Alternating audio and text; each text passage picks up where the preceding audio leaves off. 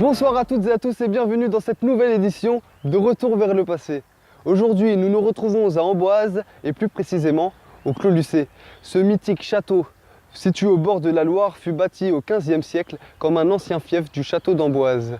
Très vite racheté par Charles VIII, il deviendra demeure d'été des rois de France et ce jusqu'en 1516, date à laquelle un certain Léonard de Vinci viendra y finir sa vie.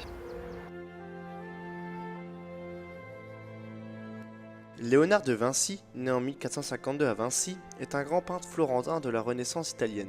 Il a 14 ans lorsqu'il est envoyé à Florence comme apprenti dans un atelier de peintre. À l'âge de 20 ans, il entre à la Guilde des peintres et de là, s'ensuivra de nombreuses œuvres comme la Joconde ou la Seine actuellement exposée au Louvre. Sophie Chevaux a écrit une biographie sur Léonard de Vinci. Elle nous explique comment il est arrivé en France. C'est après la bataille de Marignan, dont tout le monde connaît la date, parce qu'on a appris 1515, c'est peut-être la seule date que tout le monde a retenue à l'école. François Ier gagne contre le pape, c'est-à-dire contre Rome. À ce moment-là, Léonard est quasi prisonnier à Rome. Enfin, il est maltraité par le pape et il n'a pas de travail et il vieillit. Il a été pour la première fois de sa vie malade. Donc voilà. Et comme François Ier a été accueilli à Lyon quand il partait faire la guerre en Italie par un automate qui a ouvert son ventre et lui a offert des lys. Qui fait ces merveilles-là? Enfin, il faut imaginer en 1515 l'automate, quoi, c'est impensable. Il dit, je veux connaître l'homme qui fait ça. Et quand il gagne contre le pape, il dit au pape, je veux l'homme qui fait ça. Et le pape, qui n'a qu'une hâte, c'est de se débarrasser de Léonard, lui amène Léonard de Vinci. Connu pour ses nombreuses peintures, le génie italien fut aussi sculpteur, inventeur, mathématicien, astronome, mais aussi un grand architecte. Et nombreuses de ses créations se retrouvent ici, dans les jardins du Clos Lucé, comme ce pont de Léonard, imaginé par Léonard de Vinci lui-même en 1503. Beaucoup de ses inventions sont exposées dans ce jardin du Clos Lucé, à l'exemple de ce tank que Léonard a inventé en 1485 dans le but de se protéger lors des combats. Il était passionné par l'ingénierie hydraulique et par les travaux d'Archimède. Cette vis d'Archimède justement, mise en rotation à la main, peut servir de pompe pour faire remonter de l'eau. Ces paysages imaginaires sont recomposés à partir de souvenirs de promenades ou d'expéditions au cœur des montagnes lombardes comme le voulait Léonard. Cette roue à écureuil, connue depuis l'Antiquité, constituait le meilleur moyen d'utiliser la force humaine et animale pour soulever des poids. Le chadouf est un appareil servant à élever l'eau. Il est composé d'un balancier muni à une de ses extrémités d'un récipient et de l'autre d'un contrepoids facilitant la remontée du récipient une fois qu'il est rempli d'eau.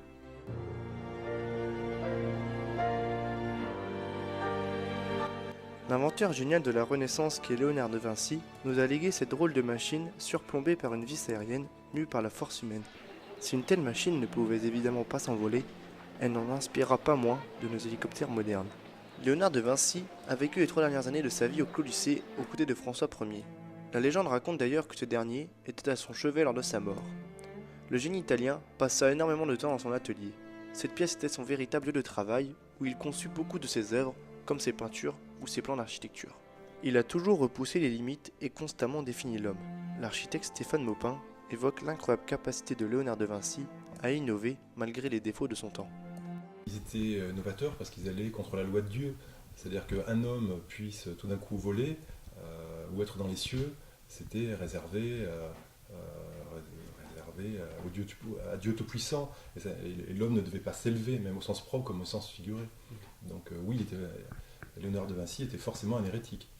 Il a l'intuition des choses, mais il ne maîtrise pas les éléments physiques. Et quand on regarde le travail de Léonard de Vinci en termes de source d'inspiration, c'est-à-dire en capacité de projection, son travail sur la peinture est associé à Michel-Ange, donc c'est plutôt des exemples pour dire qu'à un moment donné, les hommes sont conscients d'un certain état de fabrication et qu'il suffit que Léonard de Vinci ou que Michel-Ange arrive pour que tout d'un coup on dépasse un petit peu l'état initial. C'est qu'eux ont une espèce d'intuition géniale sur la manière d'aborder les éléments et c'est en ça qu'ils sont intéressants. Les travaux de Vinci ne sont donc plus d'actualité dans l'architecture moderne, bien que nombreuses de ses œuvres, dont l'Homme de Vitruve, restent source incontournable de savoir. Malgré de nombreuses œuvres inachevées, Léonard de Vinci a laissé son empreinte, celle d'un génie indiscutable.